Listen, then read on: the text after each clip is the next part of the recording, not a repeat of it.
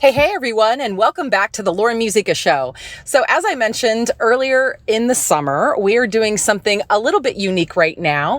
We're taking a break from our rigorous recording schedule, and we are refeaturing one of our favorite clips, memories, interviews from the early days of the show. So, here we go. Please enjoy, and we'll return to some new content here towards the end of the summer, beginning of the fall. Have a good one. And instead of talking about saving her baby and focusing on the baby and the graphic images and all of that, we have to talk with her about her. That's the reality. She needs to know that you are connecting with her and not looking past her and just looking at the child that she's carrying. That's the most important thing. And for a lot of women that are in that situation, they haven't even allowed themselves to connect with the concept of motherhood yet. That's a bridge too far for them. We have to really, really think about, do we want to do what feels good and what's comfortable for us based upon what we've experienced in our own life experience? Or do we want to do what works? As we kick off season 2, I thought we had to start with this foundation. The biggest question for those of us who love the cause of life is, how do you convince someone who is considering abortion to change her mind? Because isn't it true that if we want to save preborn children, we have to understand the heart of an abortion-minded woman and how best to serve her in her perceived crisis? Because she's the one making the decision, right? If we don't reach her heart, then abortion doesn't end in that moment and a life isn't saved. If we are people who love life and family, isn't it true that we should care for her just as much as we care about her child's life as well? About 10 years ago, when I launched Sidewalk Advocates for Life, I developed our training around testimony. I had talked to women who had chosen abortion, what it was that moved them towards abortion, women who had chosen life, what it was that helped them to change their minds. I had countless cups of coffee with former abortion workers. And so our training is greatly inspired by that. And then also our lived experience on the sidewalk. So we launched with this, wealth of knowledge, right? But inevitably, people began asking me, Lauren, do you have research to back up what you were doing on the sidewalk? I mean, that's a great question. At the time, I was friends with the president of the Vitae Foundation, who had commissioned the most relevant, up-to-date research on that very topic, the best messaging to a woman considering abortion and what might move her heart to reconsider her decision. And I still remember him saying to me, Lauren, you are literally living out our findings from our right brain research. Remember that. We're going to talk about that, unpack that. Now, the Vitae Foundation has since conducted many more research studies under the leadership of a new president, my dear friend, Brandy Meeks. And she's here today to walk us through what right brain research is, the latest findings relevant to post-Roe versus Wade America, and how you can help a friend or family member to choose life. So this is relevant for everybody. So let me go ahead and introduce our special guest.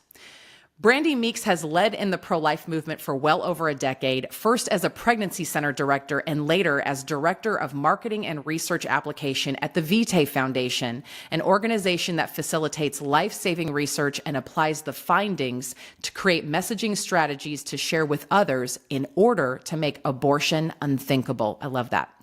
In 2018, former Planned Parenthood director turned pro-life advocate Abby Johnson asked Brandy to join her as vice president of operations at And Then There Were None abortion worker ministry to help more abortion workers leave the industry. Together, they also launched Pro-Love Ministries, a pro-life organization that seeks to fill gaps in the movement. After Roe v. Wade was overturned, or soon after, Brandy became the president of the Vitae Foundation. She is also a founding board member of the Abortion Survivors Network, continues to assist as a board member at And Then There Were None, serves with the United Nations through the Organization of American States as a CSO to protect human rights internationally, and is also a commissioner with the Missouri Baptist Convention's Christian Life Commission. Let's welcome to the program rock star Brandy Meeks. Hello, Brandy. So great to have you on the show. Thank you so much for having me. What an honor it is to be able to join you, especially as you're starting this new season. How great is this? I know. Thank you for kicking off season 2. I couldn't think of a better person to get us started. So great to have you with us. And I know you're so busy, so thank you again for taking the time. In a couple minutes, I would love for you to share who is Brandy Meeks and how did God lead you to doing what you're doing today?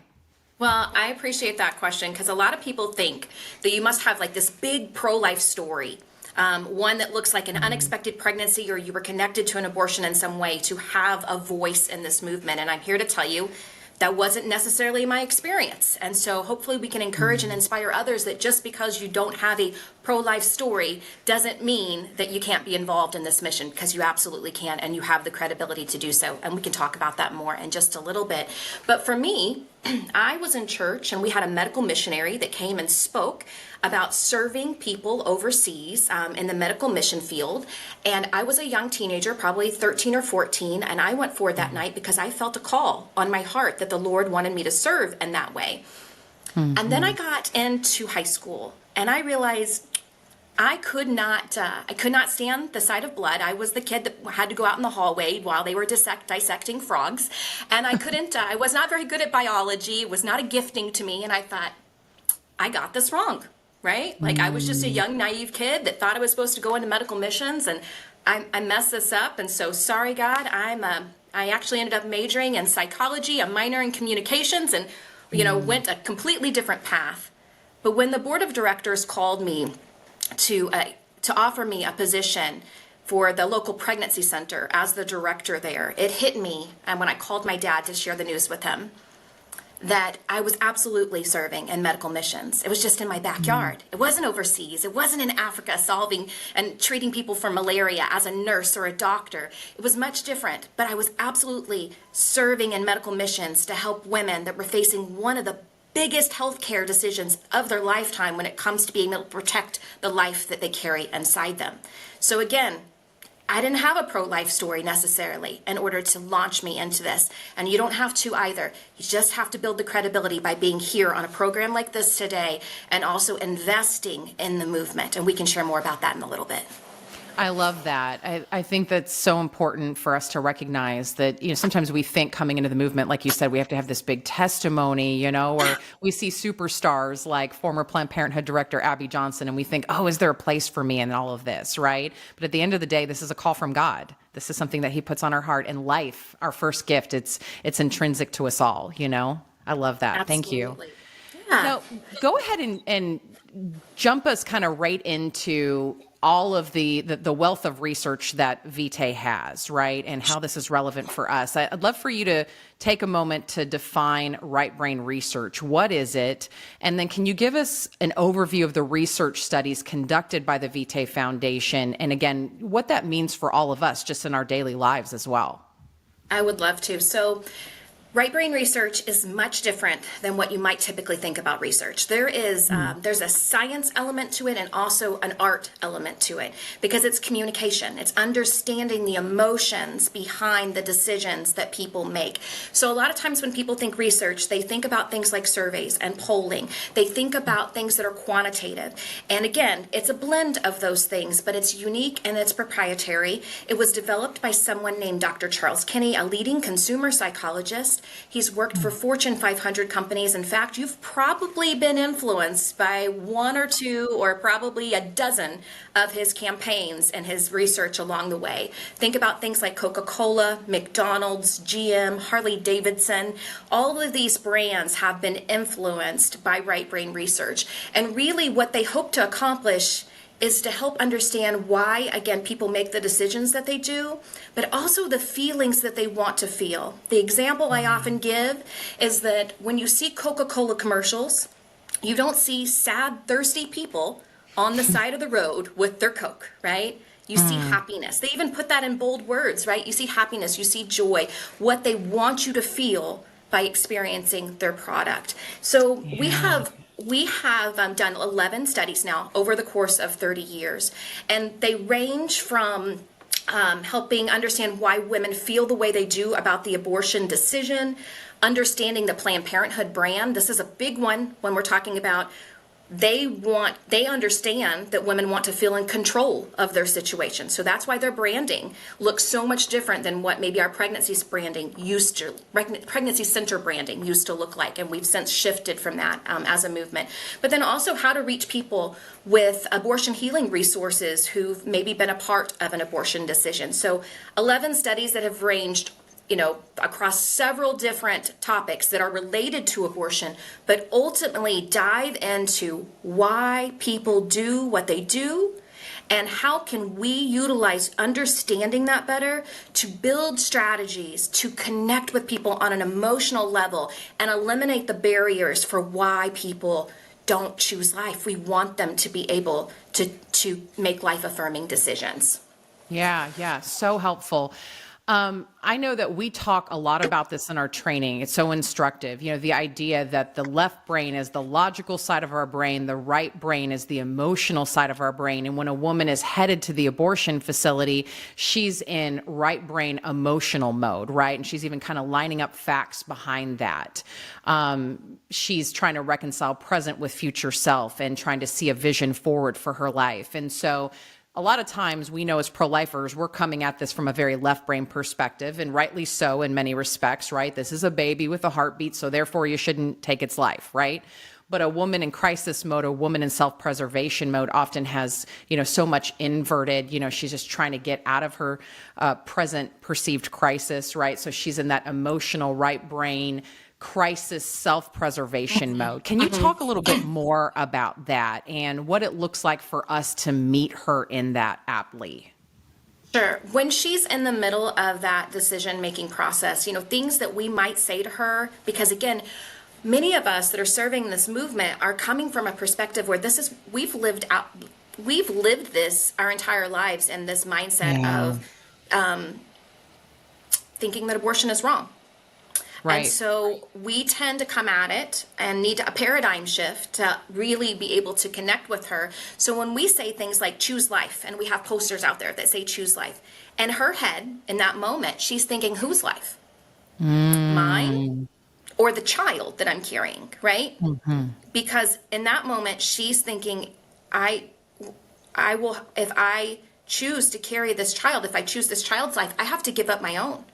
And so there's this self-preservation that she starts to battle. And so again, these are things that maybe we might not think about, but we're so used to just being like, oh, it just makes sense. Choose life, right? That seems straightforward enough. And we're also trying to create punchy signs for the sidewalk because we know that, we can only get 2 or 3 or 4 words on there, right? That she's going to be able to see. So we just need to think through that a little bit. Whenever she is in that mindset. Other things that are complete turnoffs to her are graphic images. I know for those of us that are like, well, it really reaches me if I see survivors of situations of, when I think about like Holocaust survivors, things like that makes a difference in me and it grabs my attention. But for her, she's in the moment of panic, and that actually pushes her, our studies have shown, closer to the Planned Parenthood brand, closer to the abortion clinic, because the abortion clinic has told her there are going to be protesters out there calling, even the kindest sidewalk advocates, but that they're going to be protesters out there, and they are going to call you names and yell at you and show you things that just aren't true. And so we are playing into that narrative if we are exposing her to that type of imagery, and our research has shown that's not effective. Other things are like religious references. Again, in our mindset, right, we're thinking like life is a gift from the Lord. How can you not see that? How can you not connect with that? That has to resonate. But in her moment, in her now moment, that does not connect with her. She feels shame from that. And the abortion industry plays upon that. So those are the types of things that we need to keep in mind. We actually need to flip that upside down, and instead of talking about saving her baby and focusing on the baby and the graphic images and all of that, we have to talk with her about her. That's the reality, right? And we call it a pro-woman approach at our organization, but basically it means woman-focused. And she needs to know that you are connecting with her and not looking past her and just looking at the child that she's carrying. That's the most important thing. And for a lot of women that are in that situation, they haven't even allowed themselves to connect with the concept of motherhood yet. That's a bridge too far for them. And again, so many of us might be sitting here and thinking, well, that's just that's unheard of, Brandy. I can't understand that. We have to really, really think about, do we want to do what feels good and what's comfortable for us based upon what we've experienced in our own life experience, or do we want to do what works? And I think that that's where we have to really challenge the way that we think about this situation and these issues. It's so important. I know we talk in our training about the mom, baby, God paradigm, right? So we started sharing this in our trainings and on the sidewalk even before we knew about the Vitae research. And then it's helped us to kind of fill in the gaps and really explain this in a fuller way. But it's famous sidewalk counselor Karen Black, this beautiful Baptist woman from Georgia. She's now in Indiana as a grandmother, living out her life as a grandma. And I still remember going to her training and hearing her say that, the right or the natural order is God, baby, mom. God's always first. A mother puts her child before herself, but a woman in crisis mode, a woman in self-preservation mode has all that inverted, right? And so just like Christ has met us in our great need, can we run to where she is, meet her where she's at? Like you said, talk about her. And then what we have found on the sidewalk is then her heart is more open to hearing about baby and even open to hearing about the gospel, right? But if we go right in with Jesus, if we go right in with a baby-oriented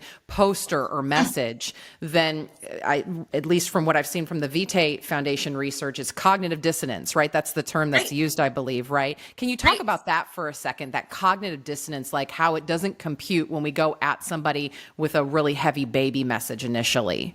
Sure, and this actually goes for the general public as well. We've done some culture-changing ads to be able to illustrate this, but really, the basis of that is cognitive dissonance is this concept in psychology that your thoughts and feelings don't necessarily reconcile with your actions. And it creates this dissonance within you. And when you recognize that, you do have to figure out a way to be able to reconcile it or help that dissipate. So, for example, people don't necessarily love to be told how to think, what to feel, what to do, right? That's just reality. That's just how this works. And even when you talk about educating people, I mean, for those of us that are eager to learn, great. Education is fantastic. For those people that are in a situation where they're just trying to survive, they don't necessarily want to be educated, right? I know it seems like, again, what are we talking about here? We're kind of diving into words and semantics. Does it really matter? But it does, because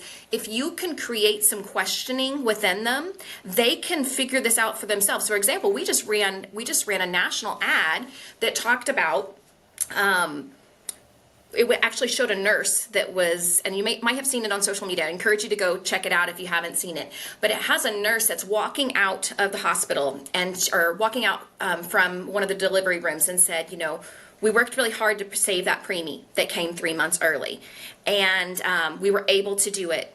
But where I struggle is how we're saving lives on this floor, and babies the exact same ages and sizes that are perfectly healthy, most are perfectly healthy, are being aborted, and their lives are being ended on another floor. How is that health care? Think about it. Wow. Yeah. So again, we're not telling people how to think or feel about the issue, but we are helping rise to the top that their thoughts and feelings about abortion might not reconcile with how they operate in their daily lives, maybe how they talk about the abortion issue, maybe the way that they are serving or not serving in the pro-life movement. And so if we can create more situations like that, even with women, and I know that it makes it a little bit more difficult because if you're serving as a sidewalk advocate, you might not always get a chance to engage in the conversation. It might just be a peaceful presence and being able to hold a sign. But the things that you need to make sure that you are equipped with is, again, focusing on her, and then what kind of resources are available to her to help her be able to really rewrite her life plan. We talked a lot about that so that she, again, can feel like she is in control of this situation. And this goes for the dad, too. And spoiler alert, I'll say this, we haven't announced this formally yet, but we're getting ready to do a men's study so that we can understand how to empower young men to be able to embrace life and encourage and support their partners, and to know how to communicate that to them. Because so many men have been told that the compassionate thing to do is to say, what? I'll support you no matter what you choose, right? Yeah. And guess what? That's not really compassion, right? Mm. That's just what our culture has hit these young men with. When really if she wanted to have an abortion, she would have just gone to get it without him. She doesn't have to have him in this situation. She's only telling him because she's looking for him to say something more along the lines of, you know what? I don't necessarily know how we're going to do it, but I know we'll figure it out, and I'll help you be the best mom possible, and I'll be the best dad possible, and we will make it work. She's not necessarily looking for a commitment long term from him in that point, but definitely we'll figure this out on how we're going to be able to make a life affirming decision. So our next research project will be about that, because we understand that is something that Sidewalk advocates could use as well, right? And just the pro-life movement can use in order to be able to communicate better about this issue. Because a lot of people, they say nothing because they don't know what to say. And in the absence of saying nothing, we know that the other side doesn't stop talking about this issue, right? And so they fill the void. And so that's, just going back to like what we can say, we're working on some additional things on what we can say. But we know right now, for a woman who is in the middle of this crisis, talking to her about her and helping her understand and connect with the support system that are out there. And there are all kinds of them. Yeah. Unfortunately, most women don't know that they're available. Right. What I hear you saying, Brandy, is it's so important that we don't go at people, right? That it's an invitation, and we can even kind of set this up for them and invite them to think on a little bit of a deeper level, challenging them. And then it's also what we're not saying that's so powerful. When I'm out on the sidewalk and I say to a woman, free pregnancy tests, free sonogram, free options counseling, we're here for you. We can connect you with our women's center next door. I'm saying there's so much that I'm not saying that she's getting, which is, hey, I care about you. I'm here to help give you not a handout, but a hand up. We're going to walk with you. You have support, right? I'm coming at it from that emotional right brain perspective. And then all of a sudden, what we see on the sidewalk is that her heart is open to the greater conversation. And if I can get her away from the natural tension of the sidewalk in a pregnancy center, I get her in front of a sonogram, which is complementing that entire process. She's really, in a sense, evangelized through that entire process. And that heart is even ripe later for a gospel message, right?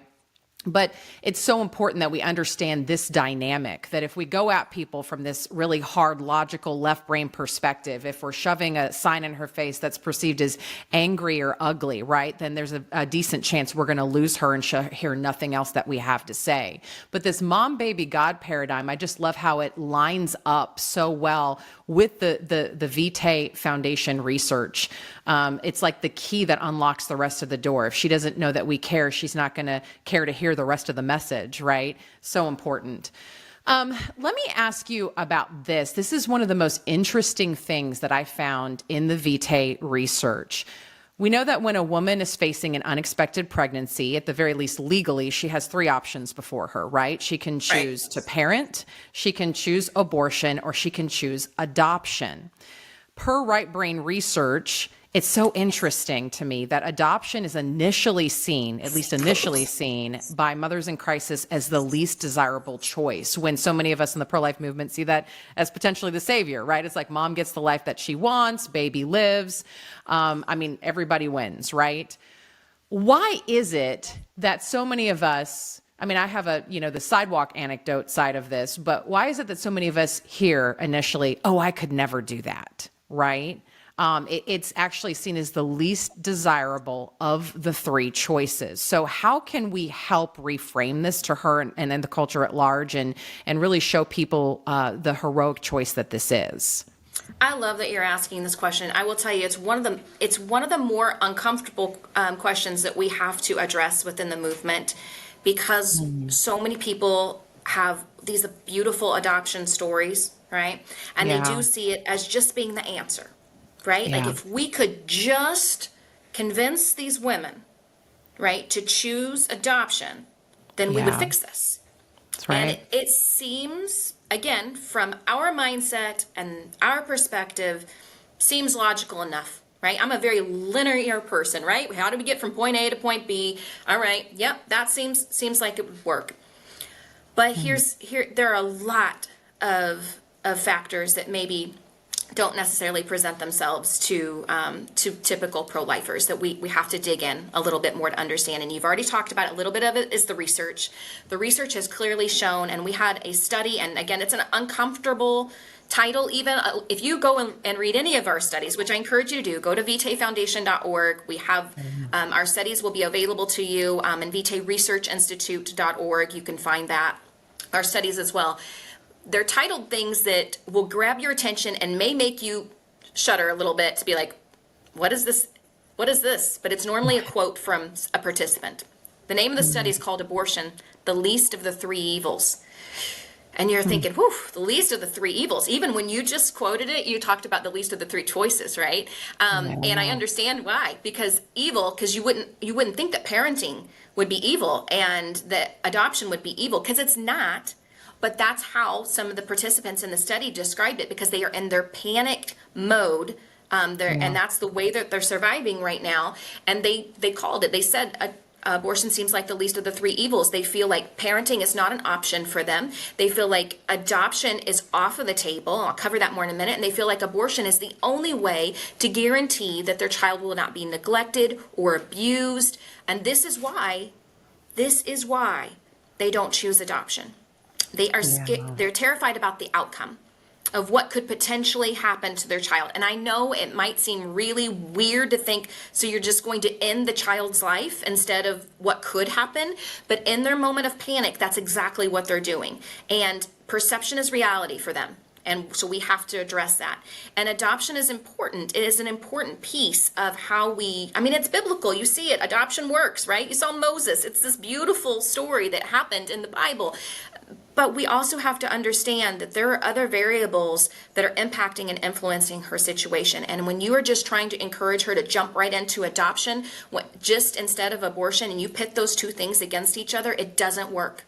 Yeah. It doesn't work because of all those unknown fears that we just talked about. And so in order for us to frame this differently, I do have some really, really great friends that do it really well in the adoption world. And part of that is that they love on the birth mothers really well. If we want to change this, we have to stop seeing women that are potentially having abortions that are going to change and place their children for adoption. We have to change the way that we talk about this issue. Again, where some of us are still using words like give up for adoption, please give up that language, right? Yes. There's no one that is giving up their child. They're placing their child for adoption. And again, you might say, well, Brandy, that just seems like really choosy words, but it matters to her. It matters to her heart. And also with the birth mothers that are going through this, we need to be able to see them and help them achieve the healing that they need so they don't continue to put themselves in this situation. Because it's a lot deeper than just them showing up to an abortion clinic and being faced with the decision of abortion, parenting, or adoption. So in the adoption movement, also thinking about things like open adoption are great options, right? And again, birth mother healing and support are essential so that she feels like, again, you're talking to her about her. And you're not trying to use her as a commodity in a way to be able to gain a child that can bless your life. It's really important to reframe that. So important. And again, I know that this may be cringe for so many people that are listening to this, right? Like we're adopted sons and daughters of God. Like this is, this is so after God's own heart. But I think that if we're going to love well, we have to first understand. Even if we don't initially understand, we have to try to understand. And I think the thing that really helped me to understand this when I was looking at the Vitae Foundation research is the idea that abortion presents a sort of finality, right? With adoption, I remember reading that it's actually that she goes through two deaths, right? The death first of her present identity. She has to surrender to being a mother. And then she looks at it and says, wow, now I got to bond with this child for 9 months in my womb and then quote unquote, give it up. Right. So what we do on the sidewalk is we will say, what have you heard about the opportunity of open adoption? Did you know that you're in the driver's seat? Do you know that you get to choose the family and situation that you want? Did you realize that you're part of the extended family? Right. And so we start painting a picture of how that speaks to her need to be in the driver's seat, right? Love it. Control. Again, control. Yes. She needs to feel that control piece that oftentimes she's not getting when she's feeling out of control with the situation. She's trying to regain control. That's why she's considering abortion, right? So if you can present it like that, that is a phenomenal way of being able to help her regain that control in her life and still choose a life for her child. And think about, too, how Planned Parenthood so surreptitiously sneaks into this crisis. The enemy is twisting things like the beauty of adoption and her situation. You know, he's throwing up all these obstacles in her life and saying, you have to have this abortion because of X going on, right? And then you got Planned Parenthood and the abortion industry coming in and saying, $500, nobody has to know. It's not really a baby yet, right? And we think, again, that sometimes if we go at this from a left brain perspective, we're going to win an argument. She's going to choose life and change the direction of her life, right? But again, just like you're saying so well, first understanding her heart, understanding the crisis, understanding how the enemy has twisted all of this. I often find on the sidewalk that I'm doing a lot of untwisting, right? That I'm kind of reframing all this for her, that I'm showing her the possibilities, the hope that we have in Christ going forward, hopeful. right? Yes, absolutely. Yeah. Hopeful. And I know that you guys have seen that a lot in your research, that even when you've put together ads and, TV advertisements and things like this, that you guys have literally looked at, again, what is the vision forward, right? Just like you said, Coca-Cola is not selling just, hey, this is a great drink and you're thirsty and you're miserable until you drink Coca-Cola. It's, share the happiness, right? Isn't that the tagline? Share the happiness, right? So we're giving her a vision of what's possible. Of course, we're doing that with God's grace and with the help of Christ in our midst, right? But giving her a new vision for what's possible. Without a vision, the people perish, right? Yeah, So important. exactly. Hopeful and non-judgmental. And one other small thing that I would encourage you with, because bringing that hope on a regular basis, like, yes, God can carry us through. We can wake up with a positive, persevering spirit, come out and take care of what needs to happen to be able to protect these women and these babies and these families. But there will be a time that you will maybe feel a little crispy, a little burnout, right? Because this work is hard. It is really hard. And I would just encourage you to have good people in your life that are your accountability checkpoints that can tap you and say, you know what? I think maybe you should take a break, a breather, right? Because otherwise we'll never finish this to-do list of saving women and babies and families from abortion. Until abortion is no longer a perceived need by a woman, we will never finish the to-do list. The sidewalks will always need people on them. We're going to have to go out and serve and serve and serve day in and day out. But I will caution you, because the compassion that we show is the key into how to serve the women and the men as well that we are trying to reach. So please just make sure that is something that you keep in mind, is that there will be times you need to take a break, because this work is really, really heavy and it's really hard. I think somebody probably needed to hear that today, and sometimes we have to take a step back and recognize that we are not the savior, that somebody already saved the world. And it's not us, right? And until Jesus comes back, we're going to be kind of, dealing with, seeing the brokenness of humanity at times. But I know it just lights me up so much to be able to give people the hope that God has given me in Christ, right? We have such an opportunity here. And again, having this research now to back us up, and as we are all seeking to be the hands and feet of Jesus, it really is so powerful. Brandy, we've got a minute left. I'd love for you to answer this question. This pretty big, deep question. Maybe this is a whole other show, right?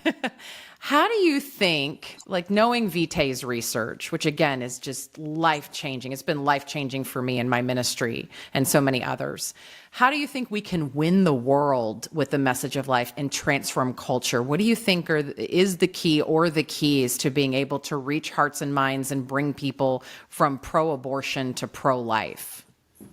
So I think it goes back to what we were kind of hinting at earlier. Do we want to do what feels good, what's natural to us, or do we want to do what works? And I think that as we understand the emotional motivators behind why people do what they do, we have the opportunity to be able to work together to save more lives and to really open up people's eyes with cognitive dissonance to understand maybe why their thoughts and feelings don't necessarily reconcile with their behavior, and that comes to the surface. And so I think we have to challenge ourselves to get uncomfortable, to have the uncomfortable conversations, to do the work to understand how to communicate better about this issue, instead of just saying, I don't really have the opportunity to do that. we have to make the spaces to do it. If the opportunities aren't coming up naturally, we have to create those opportunities, but we need to do the work first to understand the best ways to be able to do it, right? Yeah. You don't have to be a scholar in it. You do not have to have your PhD in research to understand the research. We do have ways, if you go to vitaeresearchinstitute.org, we have simple ways to be able to, we have these lovely guidebooks that are available for pastors and policymakers and pregnancy centers and medical professionals. And we're even developing stuff just for everyday people. You can also nominate your pastor to be able to receive a pro-life care packet that has some of these guidebooks in it so that they know how to communicate about the issue. The truth of the matter is, if we keep doing what we've been doing, like I said earlier, we're going to keep getting what we've been getting. And if we want to change, we have to dig in and do the work and then carry the message forward. Because who else is going to do it, Lauren? Right? Yeah. And support organizations like the two of ours that are saying, you know what? We're going to find new ways to solve some of these older issues, right? And we are here for it because we have the tools to make it happen. Yeah, absolutely. This is just what love does. Love runs to meet the other person where they're at, to understand them. And empathy doesn't mean that we agree all the time, right? It means that we just want to understand someone's heart and where they're at. And then I have found that when you can meet someone in their crisis and they really feel like you're sitting there with them for a moment, then you can start loving them into a new way, into a decision for life, right? And that's what Jesus did, right? Jesus did that. Like, he met physical needs first before he had people following him, right? And I think that, again, like when we're talking about the order of all of this, like, we have the best example possible that sits right in front of us. We shouldn't ignore that. Yeah, absolutely. And I also want to speak for a minute to those of you who, this is a new concept. Maybe you're wrestling with it, and maybe you have been going out to the abortion facility. You're maybe not with Sidewalk Advocates for Life, but you're with another ministry where you go out and you hold an abortion victim photo or something related to that. And first of all, I just want to thank you for your passion. And I've often told people, like, I'm not against abortion victim photos in every instance. I like them best in an educational setting where there's a chance for dialogue. And if you can find a creative way to solicit consent, even better, right? If we're in that left brain mode, that's our audience, right? I have a friend that changed her mind at a Scott Klusendorf talk because, she risked looking at this graphic image video, this kind of video montage of preborn children that had lost their lives to abortion. It was powerful for her. So again, don't hear what we're not saying. We're just saying in front of an abortion facility, right as women are going in, they're in that right brain emotional mode. So can we love enough to kind of put away what we want to work, what we think might work, and instead really step into the fullness of what it means to meet someone else where they're at and get them to the result. I mean, I know that we know that the most important thing is bringing people to Jesus Christ, right? But if I go in and say, do you know Jesus, right? It's not going to compute. She's not there. She's in the burning building. I got to run in and get her out of the burning building first, and then her heart is open to the greater message. And so anyways, I just want to encourage all of you, like, if you're wrestling with this, you're starting to wrestle with this, you're, kind of in the middle of your journey, or trained Sidewalk Advocate, you want to learn more, again, go to vitaefoundation.org and you can dive into more of this research. It's been so fascinating. So Brandy, thank you for being with us. Any closing thoughts before we close out the show today? I would also just encourage you to think about what we call the equation for life. And in order to reach her, you need to speak to her identity. We've talked about that a little bit, and help her identify or introduce the support in her life that will empower her to carry to term. That is the winning strategy. Again, connect with her, help her connect with the resources, and you will see that more than often, right, she will end up choosing life. She will make a life-affirming decision. That's the key. And compassion. So thank you so much for having me. Thank you for just your support of the research, and also for talking about the hard things. And I also want to echo everything that you just said about the victim imagery as well, right? Like, don't hear what we're not saying, but understand that there are certain times and situations where it's vital for us just to be really really respectful of people's perspective, because in their panic, Their perspective is absolutely reality for them. That's what we're facing. That's right. We want to reach them. And no one did this, like you said, better than our Lord. I mean, God himself becoming man, right? Becoming one of us, meeting us in our crisis and something that we couldn't solve for ourselves. And, walking that out and showing us how to walk home to heaven, right? How to go home to heaven. And so again, if nothing else, take that as your inspiration, right? And we're all still learning together. And I know that there's going to be more research studies coming out. So I hope you all will continue to follow Brandy and the Vitae Foundation as they continue to develop this body of research. So important. Thank you so much, Brandy. We love you. We appreciate you. And we're going to be cheering y'all on at the Vitae Foundation. Thanks so much. Thank you. Keep up the great work. Appreciate you. Thank you. So good. All right. Well, a closing thought. One of the things that hit me early in my Sidewalk advocacy ministry at one point is that love beckons us. It calls us out of ourselves to understand and serve the other, even if where they are may not make sense to us. 1 Corinthians 13 gives a moving description of what love is and what it's not. Paul tells us that love is patient. It's not rude. It's not envious or boastful. It's not proud. It doesn't dishonor others. And then what's interesting is the next descriptor in the passage is self-seeking. So love is not self-seeking. In other words, perfect love calls us to put aside self-interest or what we think might work to meet the other person where they're at, just as Christ has met us in our great need. Now, here's the tricky part. Later in the passage, it also says that true love rejoices with the truth. So how do you meet someone where they're at, especially if their thinking is off so much that they, for example, want to take the life of their child and still hold the line at what is good, right, and true? I think this is the beautiful balance that we can have as believers. We might use her language, relate to her, serve her, care for her in the human experience, but also admonish her that abortion won't really get her what she, in the depths of her heart, really wants and desires. We care enough to tell her that it will hurt her and her family.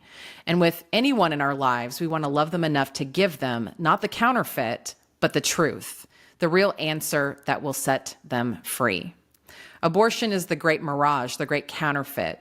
We know that so many things in life can look like the answer until one day we wake up and see that it was a great lie, that it was something that caused confusion and great pain.